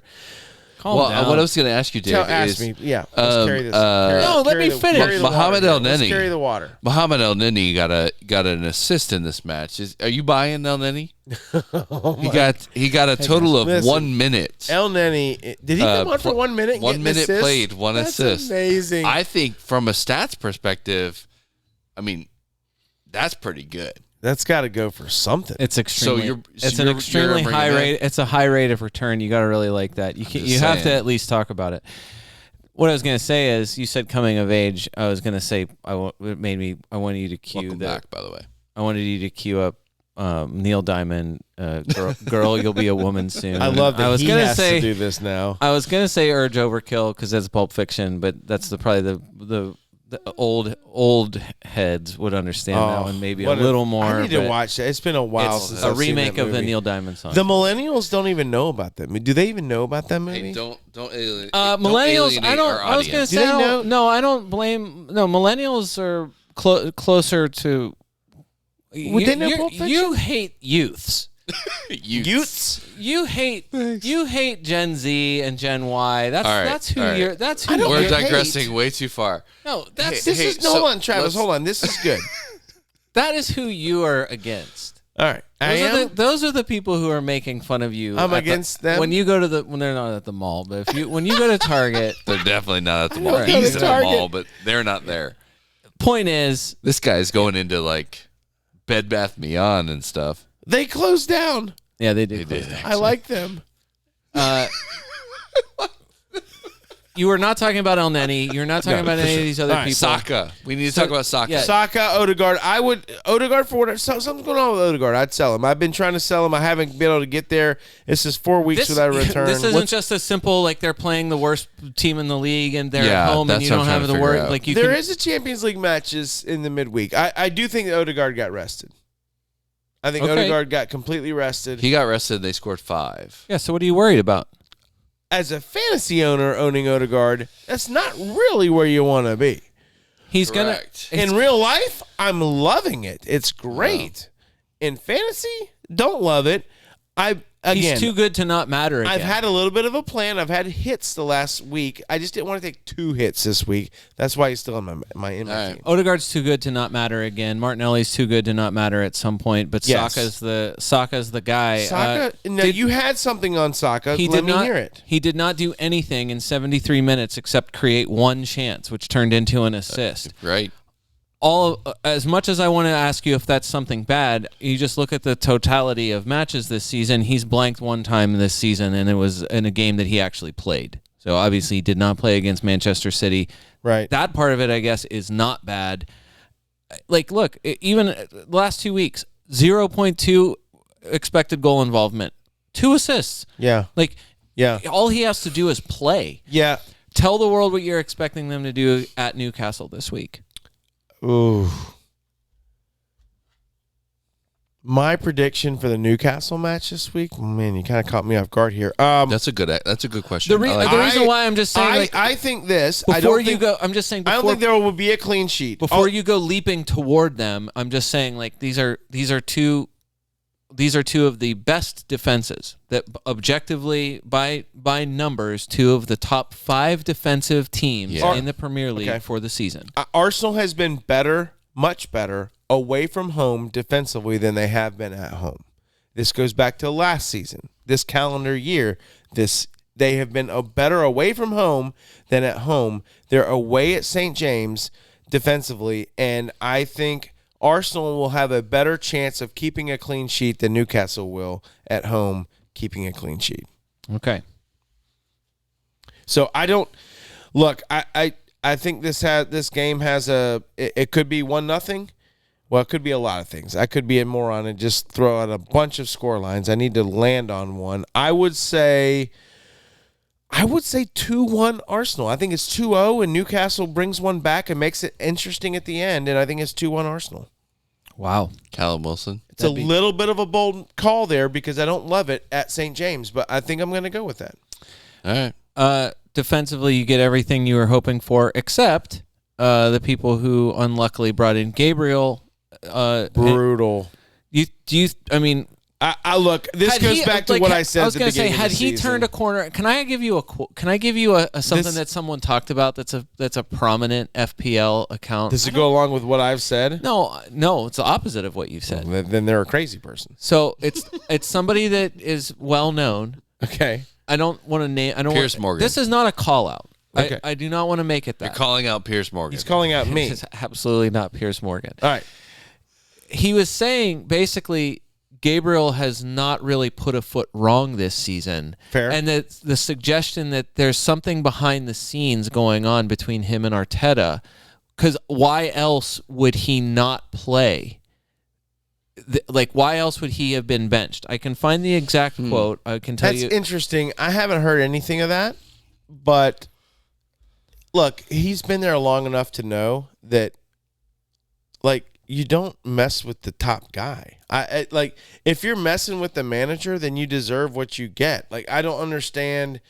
It's not like he's a new guy on the block and he's like, oh, I didn't know I couldn't say that to the manager. But if there's no indication that's happening, I don't know. I haven't heard that. So that's kind of news to me. I'm not saying it's not true.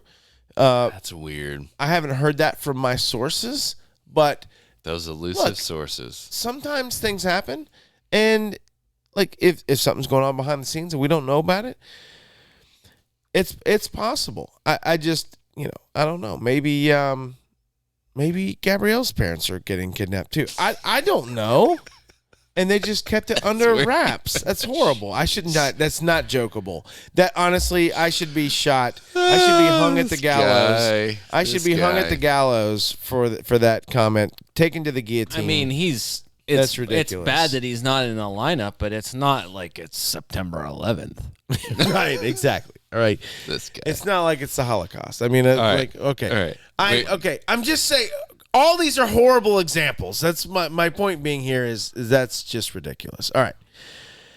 Man, that got thick quick. I apologize for that. Jeez, this is just a fancy podcast, and all of a sudden we're talking about really serious things. All right. Moving on. Look, Saka, Brian, I think is as important. If you can have Saka, Son, and Salah in your fantasy lineup and you can work it out along with a Haaland and a Watkins, man, I think you're going to be on the better side of things, Travis. It's doable. It's definitely doable. But at this stage, there's very few people that are probably able to do it without two transfers, right? So you're either taking a hit or you're saving up. Right, I can't hardly hear you. Sorry, that's my fault. I'm in no man's land. Yeah, so you're taking a hit or you're saving up, right? No, that's fair. That's fair. You were looking something up, Brian. Did you have something? No, I was just trying to find the complete quote. I guess the reason why I was thinking that it was opposite of what you were saying is that I feel like we had talked about Gabriel kind of actually putting a foot wrong here and there, that he had made some last mistakes. season. Yes, he was a little bit more mistake prone, right? But this season, I would agree. Whoever said that, okay, this season that has not been the case, right? So I think that's just the right. I just wanted to clarify that, just because he was a popular choice going into this match week for that exact reason. Boy, do I want Tomiyasu to be a thing for you guys. It's just not. He's not. Can't count on the minutes. No, I mean, obviously, if you went to him, I mean, you're thrilled this who week. Who was doing that? I don't know. A handful of people, probably. Probably a handful. I agree. I would put Tomiyasu in the Darwin category of is he going to start, and if he is, then now I know I really like him. I mean, because we talked about if I know he's nailed, now I really like him. I just don't know if that's and Tomiyasu's really done better this season and not putting a foot wrong. So yeah. But also like Zinchenko, I think that was the question. Like Zinchenko had a disappointing match last week, and he comes back and starts. I think he finished with 8 points this week. So if you went to any Arsenal defender who started and played, significantly in this match, like you're happy with it. But 2,382 people went to Tomiyasu this week. So Reyes starts again. He's not losing that job. Doesn't seem like he made that mistake last week, and he still has his job. I know. Right. I know. I was a little surprised by that. I'm sure Ramsdale will start the Carabao Cup match this week as they play West Ham, which will be a fun game. I can't remember if that's Tuesday or Wednesday, but this is, again, not a Carabao Cup podcast. All right. Everton 1, West Ham 0, Fulham 1, Brighton 1, Bournemouth 2, Burnley 1. I think that's it. Those are the games we have not discussed. Go. Everton, honestly, shock at the result of the weekend. Everton won, West Ham 0. Yeah. I wish Everton were better because Calvert-Lewin is ownable if they are. Yeah.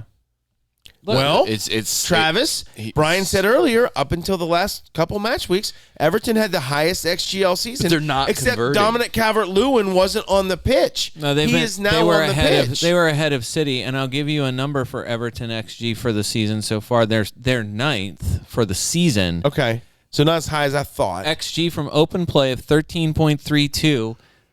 Arsenal is 10th. With 12.73. So they're ahead of Arsenal on XG for the season. Since returning from his injury in game week 5, Dominic Calvert-Lewin has scored 3 times. So 3 goals in 5 weeks, I feel like that's pretty good for somebody who came off the bench in 2 of them. Yeah, he gets he's. It's what we said weeks ago. It's not somebody. I don't think. Again, the question is at this price, it's Nketiah or Dominic Calvert-Lewin. You're buying Nketiah.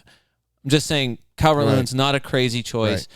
Like, look, since game week 5, since he came back, He's tied for 5th. Like Darwin and Callum Wilson, they've all taken 14 shots. It's the 5th best among forwards. He has had 4 big chances to score, which is also tied for 5th most of any forward. So, like, they have Brighton, Crystal Palace, Manchester United, Nottingham Forest in their next 4. Like, Everton is obviously like they're playing for Sean Dyche. It's not like it looked like they weren't for a minute, and now it doesn't look like that. So, like, I don't have a decent run of fixtures. That's what I mean. I don't think it's a crazy choice. I just think if he's up against Eddie Nketiah, right, and then now it becomes it's like Evan Ferguson. It's like, it's a bit of like how lucky do you feel here? Right. Or do you count on him getting more than one? But even still, and Nketiah is 5'5", Ferguson's 6'0", and Calvert-Lewin's 5'8". You're going Nketiah 100% of the time. You're going Nketiah. Yeah. Bowen owners, are you upset? Yeah. Yeah, is he the one guy, Travis, in your lineup who did not this week. Who did not point this week? Yeah, he got a 2. I was really hoping he Mr. would 94 get something. No chips. Well, I was hoping he would get something. So yeah, I guess I'm not upset, but at the same time, like, I was expecting more out of him. So I'm a little disappointed he didn't hit, especially because they had opportunities. I was gonna say, and Bowen had great opportunities. Very good opportunities. I was gonna say for the final, I think that was what the salty West Ham fan talking point at the end is that they actually had better chances overall. I mean, they very much higher XG for the match. I thought Bowen. I mean, look, he's just a little less clinical than he had been. I feel like he's hit some of the shots. Like, he finished some of the chances that are really similar to what he had in this match. They just didn't. Like, he just didn't everything that he got, Pickford was on top of, like, within 2 feet of him. Right? Yeah. He was just smothering him. Still, I mean, the West Ham run of fixtures I'd say just indefinitely. I mean, at Tottenham, I don't know.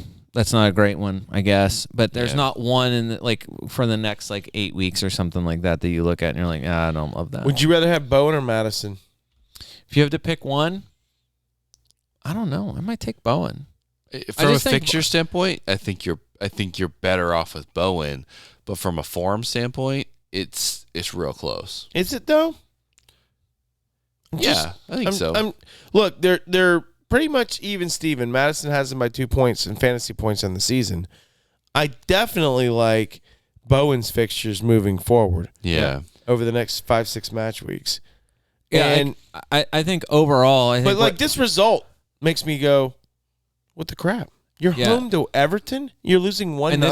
This is 4 losses. Yeah. This is four consecutive losses, all competitions for West Ham. Jeez. I think it's not the hottest seat, but David Moyes, I think, is a little more. The seat's warming up. 2 on the bounce, for the Premier League for sure. Right. So it's not great. And in a game, if it was Everton away, I don't know, maybe you look at it differently. But this is Hammers Everton at home again. Right. I agree. You lose 1-0. And it's been we've been on this pod. It's been fun Hammers. It's been 2 years ago Hammers that have showed up this season.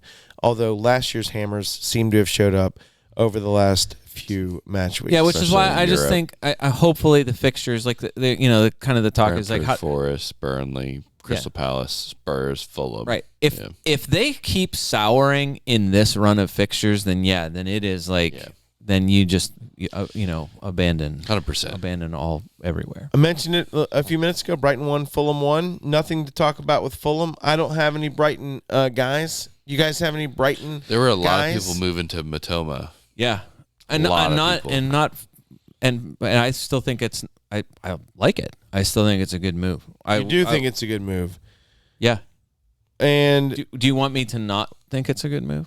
Well, he hasn't pointed in the last 4 match weeks. So, right, and like you said. So it's Villa, Liverpool, City, Fulham. Granted, I'll give it to you, not the easiest, but it's been 1-2-2-2. So and Brighton seems to have slumped a little bit. You didn't mention in there anywhere. I didn't hear you call him Dr. Dribble.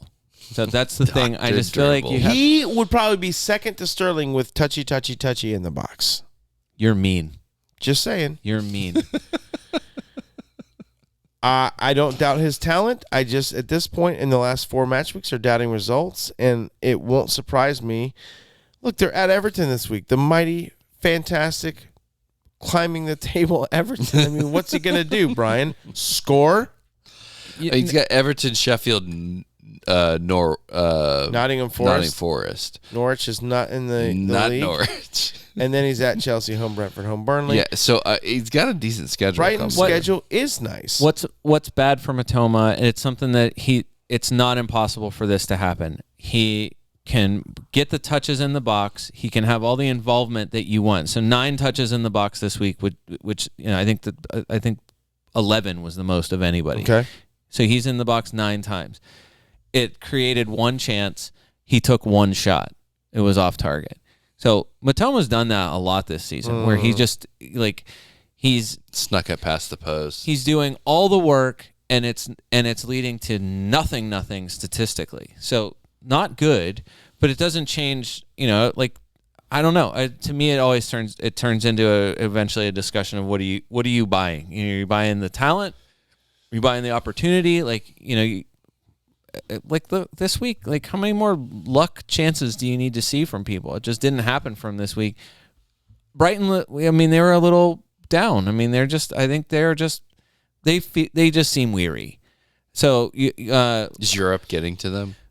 Well, I think that was the question. It's almost just started. Everybody was kind of. The difficulty of the fixtures, the results aren't exactly what they were hoping for in a lot of those matches. I guess my point is what's difficult for them is the reality of it is setting in. The depth, the squad depth is diminished. We already lost Solly. You lose Solly March essentially for the season. The guy to talk about is Evan Ferguson, because a lot of people are moving to Evan Ferguson because we've already seen him do it once this season. He scored the goal for them this week. Mm-hmm. He's 6-0, so he's an attainable price. I don't think that's he's still 0.5 more than Nketiah, but he's attainable. And because the fixtures have now opened up a little bit, De Zerbi already said too this week, Danny Welbeck is going to be out for quite a while. So there is no competition. There's no for one that. else. Yeah. Evan Ferguson is going to be managed. He is not your 90-minute man. But again, I feel like you'd like 70 minutes of Evan Ferguson in the Brighton offense. The same way if you knew Darwin was going to get 75, you don't care if he's getting subbed off. You're getting 75 minutes of Darwin. You know what I'm saying? Is that your pod title, 75 minutes of Darwin? No. Oh, dang. I honestly don't know what it's going to be at this point. Anyway, no, look, he got a goal, two bonus points, 2 shots on target this week. Not going to set the world on fire, but Everton, Sheffield, Nottingham Forest, Chelsea, Brentford, Burnley. That's Brighton's next 6.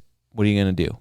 Bournemouth 2 and another Burnley 1. And no, who You're cares? not talking about Burnley, but your cares? guy, Semenyo. Who cares? Semenyo scores. He's definitely not my guy. He was I don't my even know who guy he at is. the beginning of the season. I picked him up. He's one of the 4 or 5. And I gave up on him. One of the 4 or 5 playable. Brother Matt still has him. Playable He does. strikers. I think he was riding the pine. Yeah. That means on the bench. Pros for Semenyo. He scored the goal, obviously. Played 68 minutes. He looks like a beast. Compared to Cameron Archer, the other 4.5 darling, who was benched this week. The con on Semenyo is that he was fit, but an unused sub for the last 2 weeks. Okay. So that's the thing. You're not. This is a perfect way to end the podcast. Oh my gosh. Well, look, we have gone long. No, we haven't. Travis, I hope that timer. We have gone extremely long, Brian. But it's been so good. We didn't even realize. The good news is you haven't talked about Spurs that much. I think you we guys didn't even realize I think it you went guys are that wrong. long. No, I realized because I've been watching it and I've been shutting up trying to get it to go quickly. Gosh. All right, listen. I was going to breeze through the top of our podcast league, and I'm not going to do it because at this point we're long. It's been on the screen. It's been on the screen. Check Watch it the out. video. Brian, one last thing. I'm captaining Holland next week. Did we even say we said for Wolves, Pedro Neto Injured. We did say that he was injured. Yes, we did say that. Hamstrings on fire. He said back in a couple weeks. Ben Dinnery says Absolutely not back in a couple weeks. So did Jesus. It would be a said miracle if he came back in a couple weeks. And that's not happening either. So I just want to just to round that out for somebody who's been one of the most consistent performers for the season, Pedro Neto. Your favorite. It's sad. If you I need a hate it. wolf, Have you owned him yet? No, but if you really want to own a wolf, own a Wang. Own a okay, own a Wang. All right, look, own a Brian, wolf. Travis, own a Wang. this is it. I'm about to shut it down. Anything else? Shut her down. Shut it down. Hey, What do you got? What's your last thing? My last thing. So what is he doing? getting a hat burn. I don't think there is a last thing. Did you? So you guys made your transfers. I brought in Douglas Luiz for James Ward-Prowse at the moment. I did that game Saka for pretty Son. much this game week, and I might take a -4. I've been kind of slowly doing that, changing, just trying to change the look of my team. So we'll see. I don't know. I may or may not do that. I keep thinking that Odegaard's going to hit on one of these weeks, and And then he just doesn't play. and then he doesn't play, which is great. Not great. I'm dead serious. If you have Mo Salah, you are still dead set. You have Haaland and Salah both in your team. You are dead set on captaining Haaland. Is that recency bias, or is that driven just by This week I'm thinking about Salah. It will be a game. It will be a very close decision on it. It's one of those again. What were you talking about? The matchup's too good against Luton. I don't know. Every single time someone's come up against Luton and it's been too good, it's never worked out. It's just I think I'm going to leave it on Haaland at this point. Okay, just saying. Will he score more than Salah? Maybe not, but I'm scared to move it. City at home, scary. Okay. No, me and home captain. We say it all the time. Home captain. Yeah, You like a home captain. Captain. Homie captain. Just to wrap it up, there's are we an hour later? Is it 8:30 kickoff on Saturday? Stupid time. I thought that the U.S. was going to do away with it, but stupid time change thing is happening again. Yay. They keep jerking our chains, and it makes me furious. So, yeah, the time there's a span of about 3 or 4 weeks where our time change happens and England's doesn't, and then it shifts back. So we have weird match week times for like 2 or 3 weeks, and then it comes back to normal. So falling back. Us who live in the U.S. My last thing? My last thing what are was you that showing me. my score. Are you a fantasy? Are you ahead It's or a behind? different fantasy. That's fantasy football. You're ahead. Okay. Fantasy All right. American. On that note, Brian might win his fantasy American football game No one this cares. week. And no one cares. For the FPL America podcast, this is David Smith. Until next time. Going into